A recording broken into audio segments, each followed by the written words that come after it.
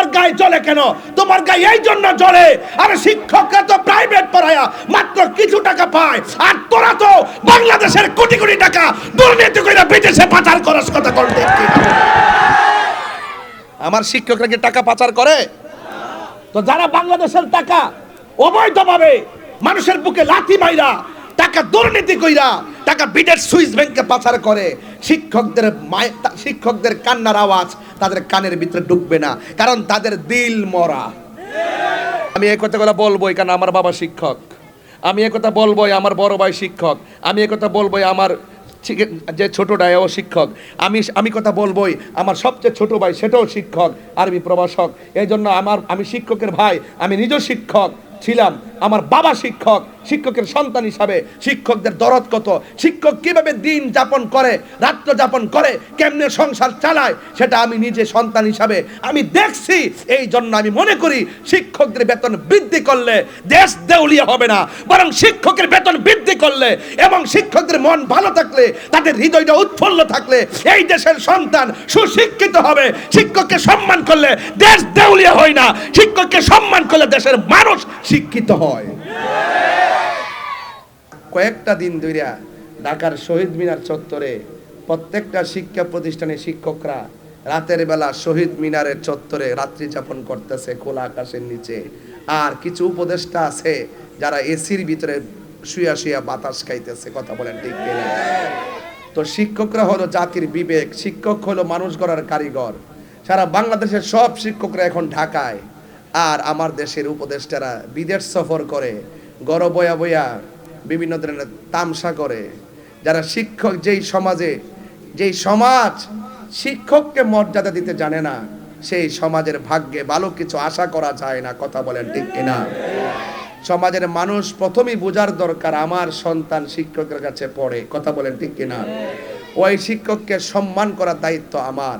তাই রাষ্ট্রযন্ত্রে যারা আছেন তারা কি শিক্ষকদের দুঃখ বোঝার দরকার আছে না? আরে কথা কোন আছে না? তারা তাদেরকে যে বেতন দেয়, বেতন দিয়ে কি সংসার চলে? আমি একটা শিক্ষকের সন্তান ছিলাম, আমি দেখছি আমার আব্বা শিক্ষকতা কইরা 5টা ছেলেরে 6টা মেয়েরে মানুষ করতে গিয়া যে কত কষ্ট করছে, বেতন পাইছে আর কত, এই মানুষ করতে যাইয়া যে কত কষ্ট করছে, কোথায় থেকে খাবার, কিভাবে লেখাপড়া করবে, কিভাবে রেজিস্ট্রেশন ফি দিবে, কিভাবে ঈদ উদযাপন করবে, কিভাবে অসুস্থতার চিকিৎসা করবে, ইত্যাদি ইত্যাদি সব ভ্যারাইটিস সমস্যা বাবা কিভাবে ফেস করছে যারা শিক্ষক। তাদের জীবন যে কত মানবেতরভাবে কাটে এটা কেউ জানে না, একমাত্র তারা শিক্ষক দীক্ষা মুখ খুললা সমাজে বলে না। কথা বলেন ঠিক কিনা বলেন? আজকে শিক্ষকরা থালা বাটি নিয়ে সেই আন্দোলন করতেছে, নিজের মাথা নিজের চুল কামায়া নিজেরা আন্দোলন করতেছে, এবং হাতের মধ্যে প্লেট নিয়ে তারা ঢাকা শহরের মধ্যে আন্দোলন করতেছে। এর চাইতে দুঃখজনক খবর বাংলাদেশের জন্য আর কিছু হতে পারে না। কথা বলেন ঠিক কিনা? আমি শুনছি শিক্ষকদেরকে মাত্র বাড়ি ভাড়া দেয় 500 টাকা। আচ্ছা 500 টাকা দিয়া কি কিছু হয়? বলেন বেতনই দেয় কত? আবার আইন পাস করে আমরা বেতন দিচ্ছি, আপনারা কেউ কোচিং করবেন না। আরে বেটা, এই টাকা দিয়ে সংসার চলে না। কোচিং করে প্রাইভেট পড়াইলে তো শিক্ষকের মেধা বাড়ে। হ্যাঁ কথা কোন ঠিক কিনা কোন? প্রাইভেট পড়াইলে সমাজের সন্তানকে প্রাইভেট পড়ায়, প্রাইভেটের মাধ্যমে তার মেধা বাড়ে। আর যে ছেলে শিক্ষকের যে প্রাইভেট পড়বে তার পিতামাতা শিক্ষককে সম্মান করবে। তোমার গায়ে জ্বলে কেন? তোমার গায়ে এই জন্য জ্বলে, আরে শিক্ষকরা তো প্রাইভেট পড়ায়া মাত্র কিছু টাকা পায়, আর তোরা তো বাংলাদেশের কোটি কোটি টাকা দুর্নীতি করে বিদেশে পাচার করার কথা বলতে। আমার শিক্ষকরা কি টাকা পাচার করে? তো যারা বাংলাদেশের টাকা অবৈধভাবে মানুষের বুকে লাথি মাইরা টাকা দুর্নীতি কইরা টাকা বিদেশ সুইস ব্যাংকে পাচার করে, শিক্ষকদের কান্নার আওয়াজ তাদের কানের ভিতরে ঢুকবে না, কারণ তাদের দিল মরা। কথা বলেন ঠিক কিনা বলেন? তাদের কি মরা? দিল মরা।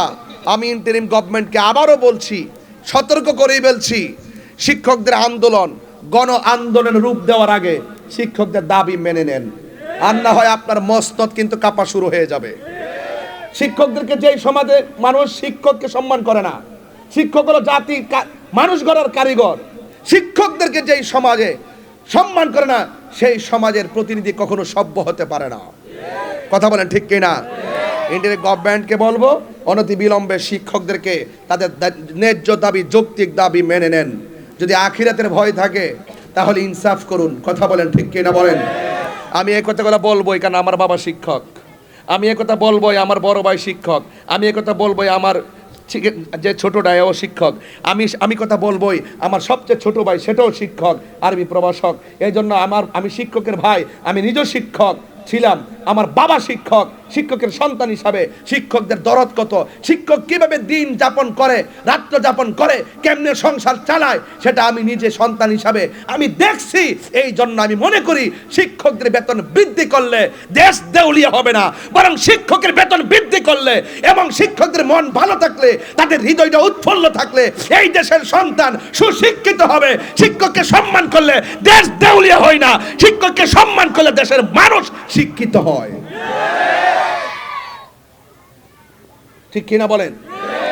বরং তোমরা মানুষের মূল্যায়ন, শিক্ষকদের মূল্যায়ন না করার কারণে আজকে ন্যায্য ইনসাফ না থাকার কারণে আজ দেশ দেউলিয়া হয়ে যাচ্ছে। বুঝেন না? আজকেও শাহজালাল এয়ারপোর্টে আগুন, সিপিসিতে আগুন, সব জায়গায় শুধুমাত্র আগুন। যখন জুলুমের মাত্রা বেড়ে যায় আল্লাহ অসন্তুষ্ট হয়ে যায়। আমাকে বিষয় দিয়েছেন খুব ভালো, কবর হাসর আর মা বাপের ওয়াজ করতে বলছেন। এটাই তো করার দরকার রাত্রে শেষ রাইতে। কেরে? কারণ আখিরাতের জবাবদিহিতার ভয় যার অন্তরে থাকে, কবরের জবাবদিহিতার ভয় যার অন্তরে থাকে, সে কখনো জুলুম করতে পারে না।